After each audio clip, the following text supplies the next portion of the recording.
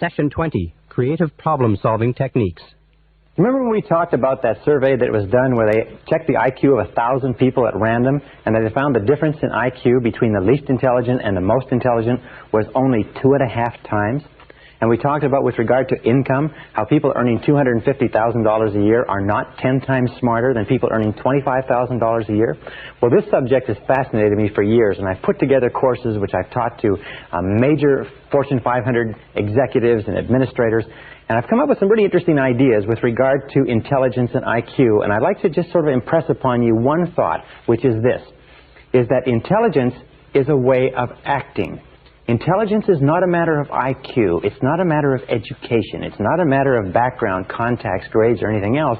There are many extremely intelligent people who can't make a living. There are many people with extended university degrees who are unemployed. But there are also people who didn't finish high school who are running major corporations, because intelligence is a way of acting.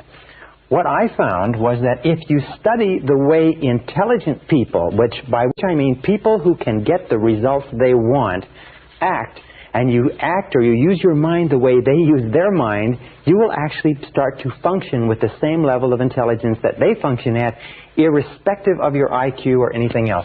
So let's start off with this basic sentence. Intelligence is a way of acting. In other words, if you act intelligently, then you are intelligent. If you do not act intelligently, then you are not intelligent, irrespective of how smart you are or how well educated you are. With regard to this, one of the studies that I conducted a couple of years ago was looking at some research on geniuses. What are the characteristics of geniuses? People who perform by the judgment of their peers at exceptional levels of intelligence. People who are over 140 IQ and going up right to 150, 160, 170, 180, and so on. And I found that there are 4 keys to genius. And all 4 of these keys are learnable behaviors. If you learn the 4 keys, you can function at a level of intelligence that is double your level today. So what are the 4 keys? Number 1 key to genius is clarity. Clarity is absolutely essential. As a matter of fact, I find over and over again the reason people fail in life is because they don't know what they want. They're unclear about where they're going. Their goals are vague. Their values are vague. Their alternatives and their options are kind of fuzzy, whereas all successful people have tremendous clarity. Imagine that you have a camera, and every single time you bring your camera into focus so that the subject is perfectly clear, you're on the beam. That means every single time somebody asks you or you think about your goals should be particularly clear. That's what we've talked about. Write them down, clearly describe them, make them time-bounded, make them measurable, make them specific, use vivid language to accomplish them. Because the more clear your goals are, the sharper your mind is in accomplishing or achieving those goals. Another thing that you have to be clear about is, what are your problems? Remember I said identifying the obstacles that stand between you and your goals, and finding out what are the big obstacles, what are the small obstacles, and being crystal clear. In medicine, what do you do in medicine? In medicine, you just simply go through a process of diagnosis until you find specifically the problem that's causing the ailment. And the more clear you are about the problem, the easier the solution is. The people who are unhappy and unsuccessful today are not people who are not intelligent or not capable, but they're very fuzzy about their goals, and they're equally fuzzy about their problems. And finally, more important than anything else, is your outcomes. This requires more thought than either of the other 2. What is the outcome you desire? Where do you want to be at the end of this process? In other words, what will it look like? What will it feel like? Not the process of getting there, but what is the outcome that you're after? And the focus on outcomes is often a superior focus than that of focusing on goals. Because believe it or not, sometimes your goals may be wrong. Sometimes the problems may not be the right problems, but if you know what the outcome is, if you know what you want it to look like, if you know that you want a 3,500 square foot home that's modern, has all the amenities, and has a study for yourself and a family room for the children and a double garage and so on, if that's the outcome you desire, then the neighborhood that you live in, the terms upon which you get the house, rental, lease, purchase, and so on, those can take care of themselves as long as you're clear about the outcome. So the second key to functioning as a genius is concentration. Concentration. All geniuses, all highly intelligent people, are people who have the ability to concentrate 100% on one thing at a time and concentrate on the most important thing. All non-geniuses, all people of limited intelligence, are people who try to do a whole lot of different things. They're all focused on a whole lot of different things, and because they can't bring their intelligence to bear like a fist on a single problem, they never seem to get anything really resolved. So the ability to concentrate, and we talked about that in time management, making a list of all your goals or all the problems standing in your way, picking the one or two that are the most important, picking number one, and then going to work on number one and staying with it single-mindedly till it's finished. Absolute key to genius, because the more you concentrate, like a laser beam, the more you concentrate, the more of your intelligence is directed, like that beam, that particle beam, more of your intelligence is directed on blasting the problem out of the way or moving you towards your goal. Now, the third quality of genius, which you can develop, is the ability to keep an open mind. You see, we find that people who are very intelligent tend to be open-minded in that they are willing to look at a variety of different approaches. They're willing to stand back from the situation. They're willing to ask a lot of questions. They're willing to ask questions like why, and questions like why not, and questions like what are our assumptions? We're having this problem. What are our assumptions? Could it be that our assumptions are wrong? What if our assumptions were wrong? You know that errant assumptions lie at the root of most failures. Assumptions. What are your assumptions? We find when I go in and do research or consulting for large companies or even small companies, you find that wherever they're having a problem in the market, there's an assumption is wrong. Assumption is wrong with regard to the product, with regard to the service, with regard to the competition, with regard to the customer, and so on. So what are your assumptions? Keep an open mind and look at a whole variety of different ways of approaching whatever problem it is. Another good question to ask is, what else might be the problem? We think this is the problem. What if something else is the problem completely different from what we're looking at? So keep an open mind, be flexible, be fluid, be willing to look at a variety of different approaches. And then the fourth characteristic of all geniuses, surprisingly enough, is that they have a systematic method. They have systematic methodology, if you like, or systematic methods of problem solving. They just don't run off half-cocked. Now, finally, once a genius has gone through a series of systematic methods, very often, as a result of this process of concentration, they just drop the subject out of their mind, and at a certain point, the superconscious will give them the answer that they're looking for. But prior to that, they go through systematic methods, if you like, of organized thinking. Now, most people don't do this. What they do is they throw themselves at a problem the same way a dog throws itself at a car going past, and they go ruff, ruff, ruff, ruff, ruff, ruff, ruff, and they chase after the dog, or they throw themselves after a blanket like a puppy does, and they tear the blanket round and round, and they throw it away. Intelligent people approach every problem logically, systematically, organized fashion. So let's talk about three methods of creative thinking that you can use to, like a particle beam smasher, that you can use to smash through about 90-95% of any problem that you'll ever face, any obstacle, anything that stands in your way. And the first is what I call mindstorming. Now, mindstorming is a very simple technique. It was developed many, many years ago. It can be done by yourself or it can be done with other people. More people have become wealthy and successful using this technique than any other technique I've ever seen. I've used this myself for years, and it is absolutely devastating in how rapidly you can come up with great solutions to even the most complex problems. Mindstorming is often called the 20-idea method. The only thing that's necessary to use this 20-idea method is a piece of paper, a pen, and discipline. Why is it that people don't use this method more often? A, they don't know it. B, they're not disciplined enough to use it. But if you will use this on a systematic basis, you will be astonished at the results from the very first time. Well, the 20-idea method simply says this. Take a sheet of paper. Best time to do this is first thing in the morning. And write your major goal or objective at the top of the page in the form of a question. Let us say that you want to increase your income from $30,000 to $45,000 over the next 12 months.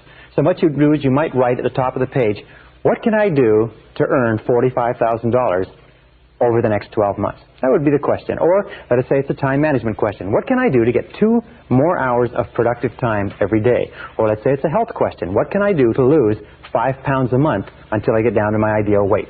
You put that at the top of the page in the form of a question, and then you force yourself to write 20 different answers. You just keep forcing yourself to write 20 different answers. Now, the first 3 to 5 answers that you'll come up with are pretty easy. The next 3 to 5 are more difficult. The last 10 will be like squeezing blood from a stone, because your mind, if you haven't been using it on a regular basis, will be very slow to respond to this demand. Just like a muscle, if you went into a weight room and began to pump iron, your muscles would respond very, very slowly. But after a week, a month, 2 or 3 months, you could go in and you could work out all afternoon. So put it at the top of the page and generate 20 answers. And then at the end of this, pick one answer and implement it immediately. Just simple as that. If you'll do this, this technique is so astonishingly powerful. It's amazing. You will come up with ideas out of your mind that will absolutely astonish you. Things will come out on the paper underneath your pen that you never believed were in your brain. I have given this exercise to many groups of executives, and I found they've come up to me and said, you know, sometimes it's the 20th answer that's worth all the other 19 put together. People have come up to me and said that 20th answer, by forcing yourself to write 20 answers, that 20th answer sometimes is the answer they've been looking for 6 months.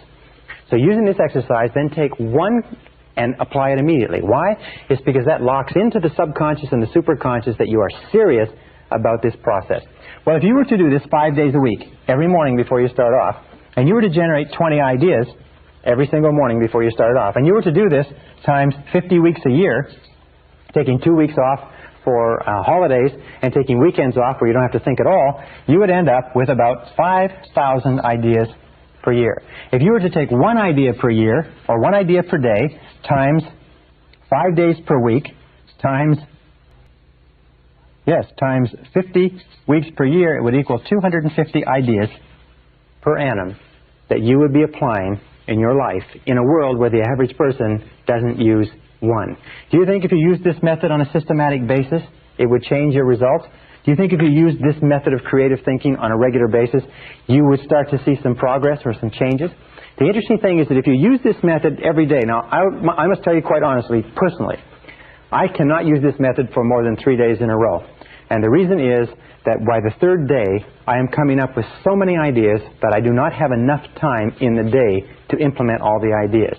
And they are good ideas, they are sound ideas, they are practical ideas. In many cases, they are superconscious solutions that pour out onto the page. They are insights that are worth sometimes hundreds, sometimes thousands, and I've had ideas that have been worth tens of thousands, even hundreds of thousands of dollars. I do consulting for corporations.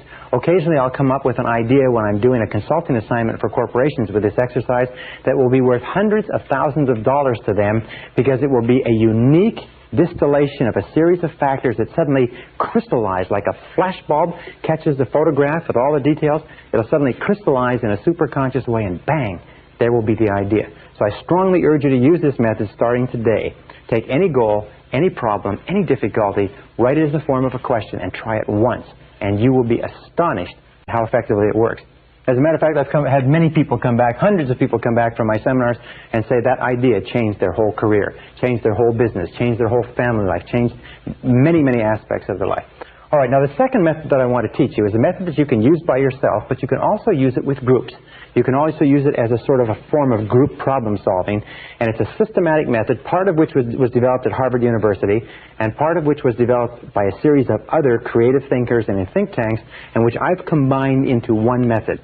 This method is absolutely amazing. It's like firing a cannon at tissue paper. I have never seen a problem that cannot be dealt with this simple method. All right, it's got about 9 steps. Step number 1, starting point, is confident expectations.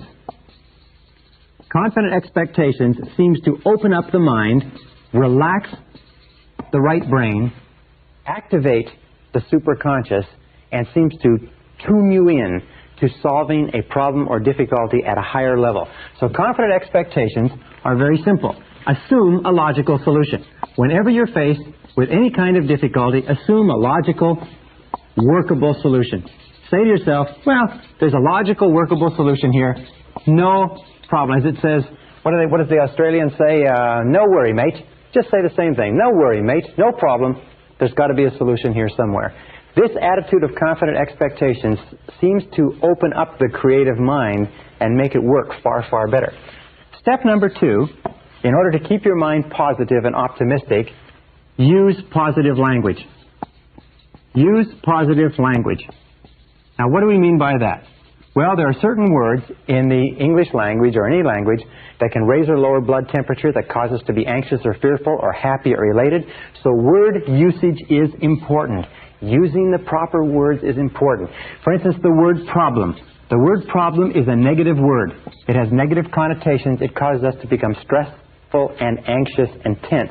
It causes our minds to actually shut down. Instead, use the word situation.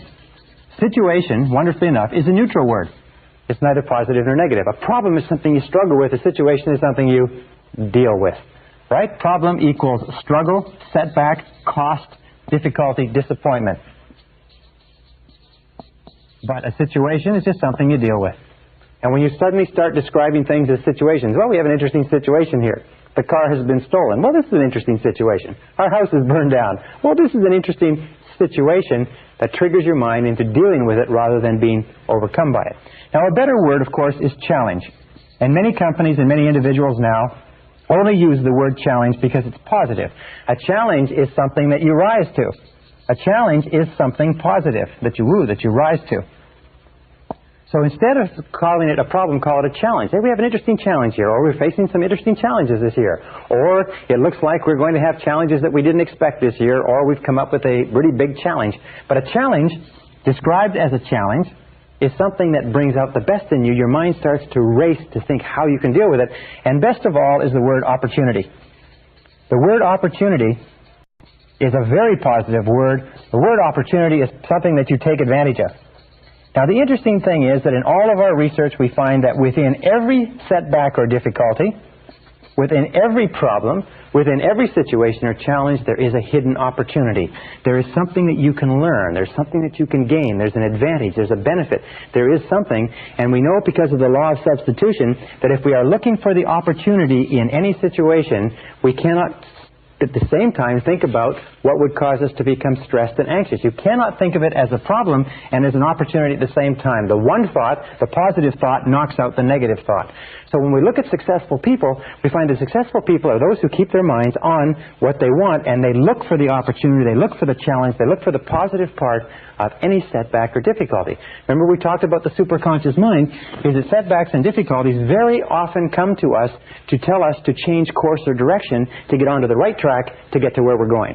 So instead of becoming frustrated or upset, let's look upon it as a great possibility and look into it for the advantage or benefit. Now, the third step in dealing with any situation or challenge is to define it clearly. Define it clearly. Now, I use this method, by the way, all the time. I just simply take any goal or difficulty that I have, and I run it through this whole thing. And I run down, and I just go through the analysis, and I always come out at the end with a solution. Define it clearly. Think on paper. Do it in writing. Think on paper. All successful people think on paper. Unsuccessful people don't think on paper. Why don't unsuccessful people think on paper? Because they're too lazy to think on paper. Think on paper. Write it down. Say, what is it that I'm worried about? What is the difficulty? What is the situation? And define it clearly. Remember we said before, a hallmark of genius is clarity. A hallmark of failure is fuzziness. Number 4 is ask yourself, what are all the possible causes?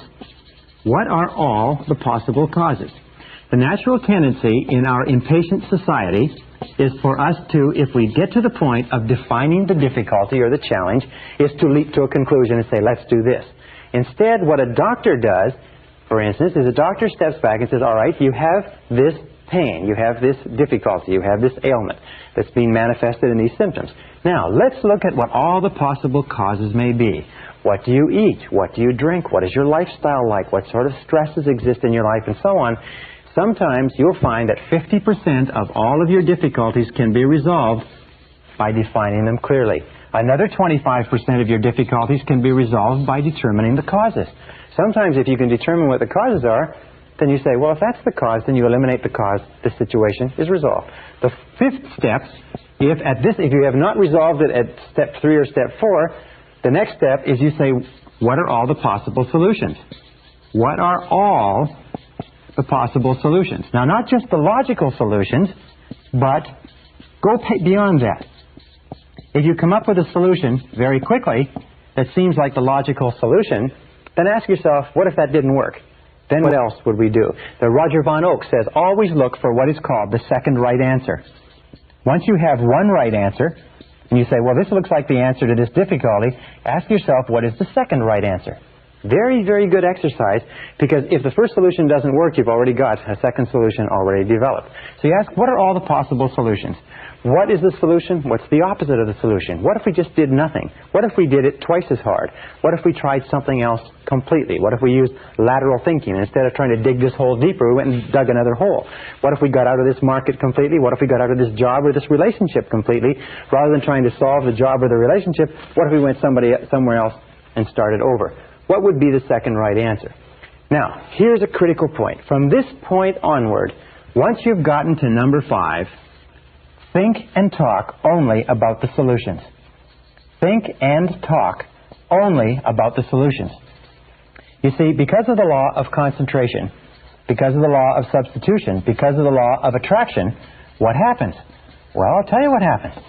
Most people talk about the problems all the time. They think about the problems, they worry about the problems, they vividly imagine the problems, they discuss the problems, and they have more and more and more problems. The law of substitution says if you think and talk about the problems, your mind is going to become preoccupied with negativity. The law of attraction says if you think and talk about the problems, you're going to attract more problems into your life. The law of correspondence says that the more you think and talk about problems, the more they preoccupy your mind, the more your external world is going to be characterized by problems. The difference between winners and losers, heroes and non-heroes, successes and failures is this, is that successful people, winners, are solution-oriented.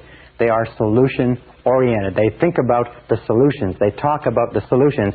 They're always asking this question. Here is the big question.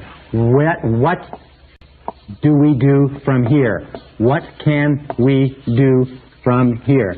In other words, they are always future-oriented, always oriented toward the future. Losers are always oriented toward the past. Losers always want to know who did it, who's to blame, who's responsible, how do we cut our losses. The winner always looks forward and says, where do we go from here? What do we do from here? What's the solution from here? How can we improve this situation? How can we adjust, adapt, modify, and so on? Once you get here, the next step is pretty simple. Number 6 is make a decision.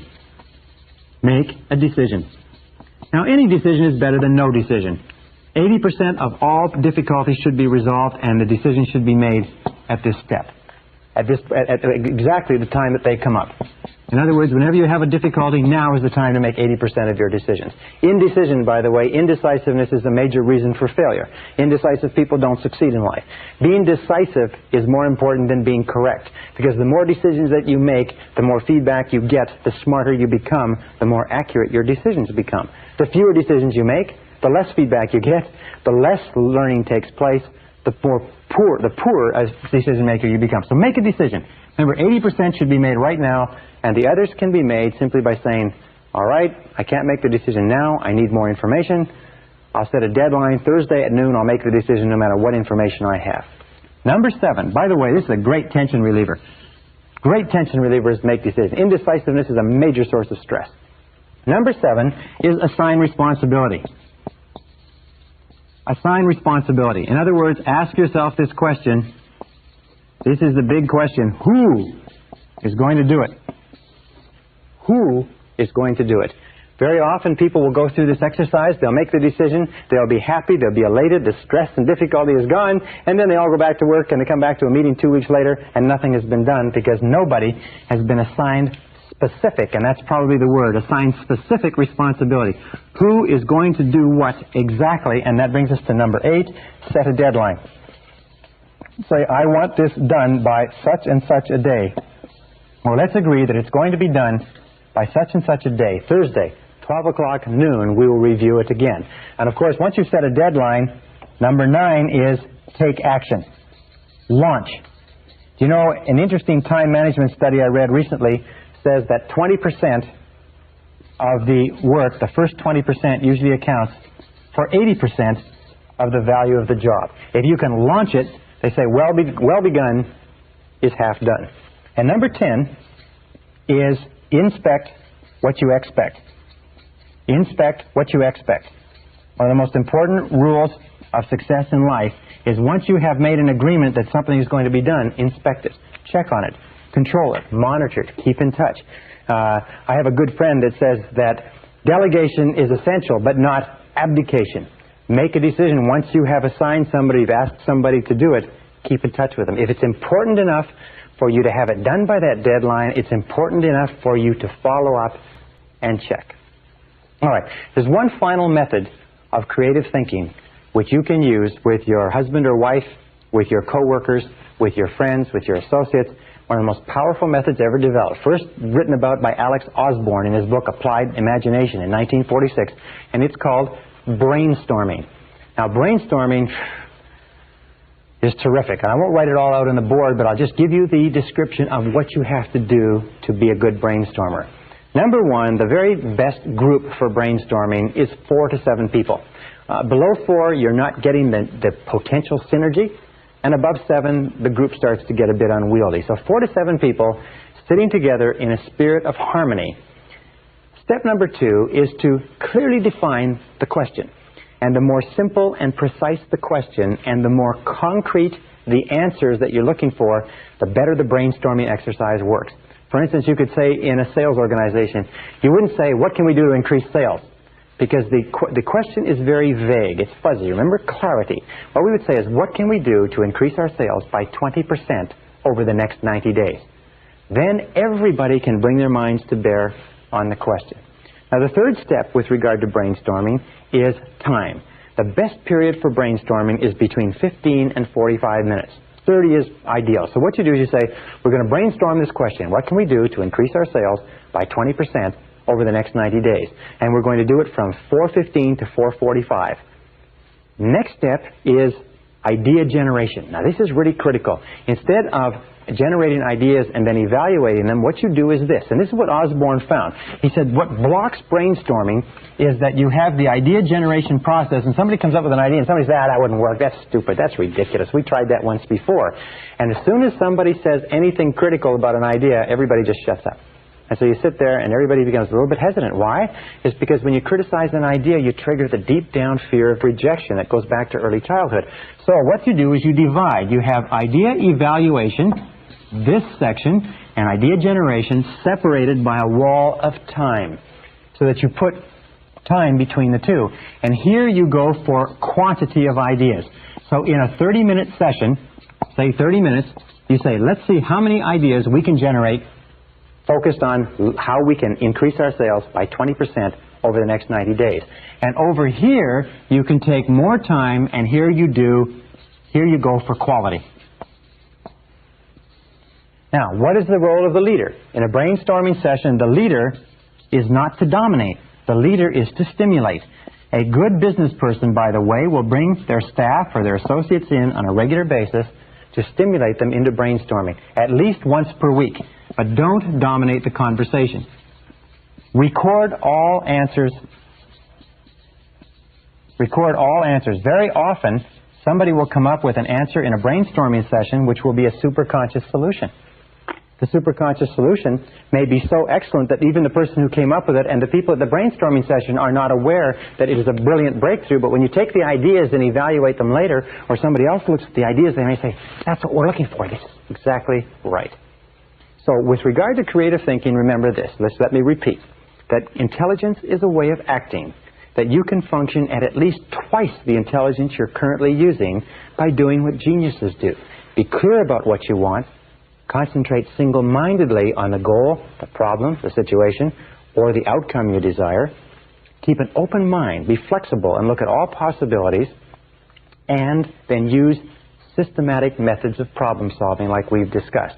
Try any one of these methods, use them on a regular and systematic basis, and I can guarantee you, you will be astonished at how smart you really are. This is the end of Side 2. Please fast forward the tape to the end to cue up Side 1 for your next listening.